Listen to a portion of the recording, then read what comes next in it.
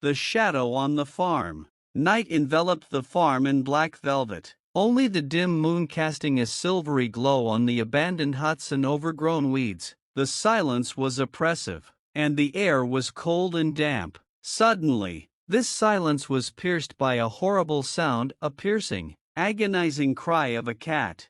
On the porch of one of the huts sat old Ivan, smoking a pipe. He shuddered at the cry, his face twisted with a grimace of horror. He knew what it meant. Again. For several weeks, the farm had been terrorized by an unknown animal killer. First it was chickens, then dogs, and now cats. The victims were found brutally murdered, their bodies mutilated beyond recognition. Fear gripped the inhabitants of the farm. No one left their homes after dark. Ivan couldn't take it anymore. He was not only old, but also a former warrior who had no intention of surrendering without a fight. Grabbing his gun, he stepped out into the night, ready to face the monster.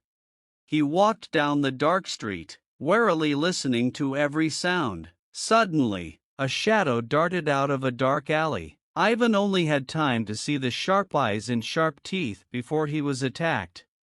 A fierce battle ensued. Ivan fought with incredible fury, adrenaline coursing through his veins. He was not going to give up, because he knew that if he lost, the next victim would be one of the inhabitants of the farm.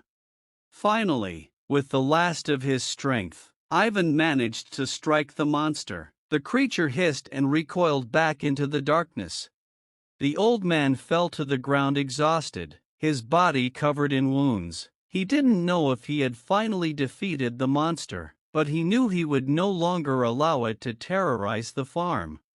The next morning, the news of joy flew around the inhabitants of the farm. Ivan, the old warrior, had defeated the terrible monster. From that day on, no one heard of the animal killer again, and the farm once again plunged into peace.